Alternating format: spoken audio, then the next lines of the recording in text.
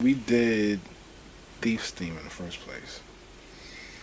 The way I had the Streets Disciple album set up at the time when we put out Thief's theme, we put out Thief's theme and You Know My Style in April of 2004.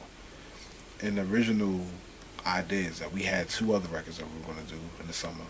This is the first time that Nas would have put out an album in the summer since, I'm not sure if I Am did come out in the summer, but he all of his albums kept coming out, from Nostradamus forward. Nostradamus, Stillmatic, Godson came out December 17th, 18th, 13th, like all right a couple weeks before Christmas.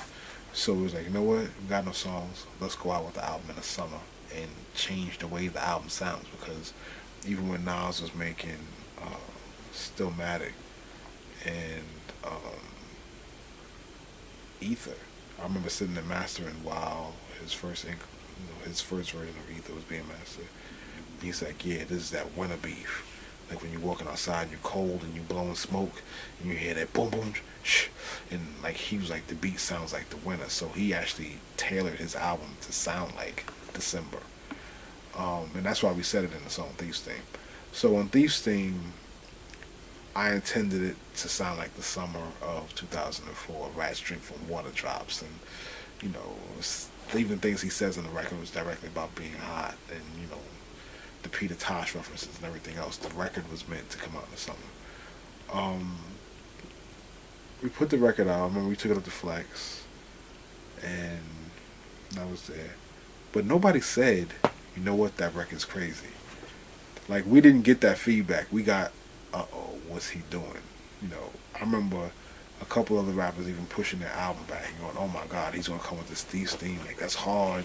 He was in the video with the gold teeth doing push-ups. It was like, what's going on? And the first CD of the Streets Disciple album was all Thief's theme like. It was neither Savage, but it was also Serious with AZ, Talk of New York, there were a bunch of records that didn't come out, but it was really gritty. Then the second CD of Streets Disciple was meant to be The Wedding, War, Bridging the Gap, and all those other things. So, being that we never really got a real response from Thief's theme, the energy was there, but no one said anything. When he was making uh, Hip Hop is Dead, let me see, Streets Disciple. Yeah, Hip Hop is Dead. First, the album was going to be called what he called the following album, the N Word. But then they said, you know what, you're being facetious, you're doing a new deal, you're coming into a new situation, and the first thing you're going to do is make an album that nobody can sell after you just got a crazy check. Okay, cool. So he's like, okay, we're going to call it Hip Hop is Dead, the End. That's like the end of it. And then eventually he took the End off. So we had a record called The End that's only on the UK version of the album, etc. But when he called me, when Will had the track for Hip Hop is Dead, he was like, Will kind of did a track, you're going to laugh when you hear it. Like, yeah, and then he took a verse I said hip hop is dead, this and that. And he put it on this beat, but you're going to laugh when you hear it. And I was like, really? Okay, cool. Then when I heard it, I laughed because it was like, that was the irony. Like, hip hop is dead, so I'm going to just use the same beat that I used for Made You Look, which is Apache, and my last single, and use it again because it doesn't make a difference what I come out with. And it was kind of part of his sarcasm. And I wonder if Will even realized we'd already done that. I don't know, but either way, I mean, a lot of the samples at the time Will was using were things that other people had used, just doing it his Will way. But it was just really funny. I was like, okay, cool. So, and then everybody goes, oh man, I like Thief's theme better. Well, where were you when we put out Thief's theme? you know, I don't know what they're doing as far as letting this stuff leak. I mean, I'm just really a lot more precious, and especially, I mean, realistically, you can have you can have a song on Nobody and a Nobody artist, and nobody wants to hear it. If you have a Nas and Sade record, everybody wants to hear it.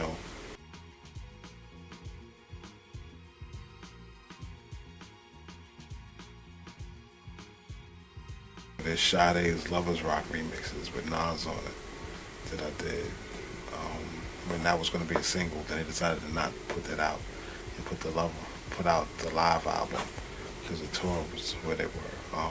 Like it was done. We did that in 2001, and that was right while I was doing my first productions for him. When I did What Goes Around for Still Matter. So during those same sessions we did it. It was done, mixed. They have it. Maybe they'll throw it on the B side for the next single or something. Maybe. But the vault is very thick as far as unreleased materials, but you know, I'm not a person that will violate an artist's creative freedom. You know, like one time, Nas and I worked in a version of John Lennon's Imagine, where I actually spliced John Lennon and Nas together, and somehow Pitbull ended up rapping on it. I was really upset about that. I don't know how Pitbull got on the record. I don't know how. I'll say it. He had the audacity to splice himself into a Pitbull, Nas, John Lennon. Imagine, like, you know, we were busy trying to get Yoko to clear it. We did it. I remember we were recording it on the day the Iraq War started. It was March 19th, 2002. We were actually recording it. We were watching the war on the TV. I don't know how on earth he got it, but, you know, I wasn't happy about that. But just in general, like, you know, like I said, nothing's going to leak unless somebody actually says, oh, I'm going to let this one go and just let it get out there. Most of the time, people don't do that with my music. And I definitely don't do it unless, you know, it has a particular purpose.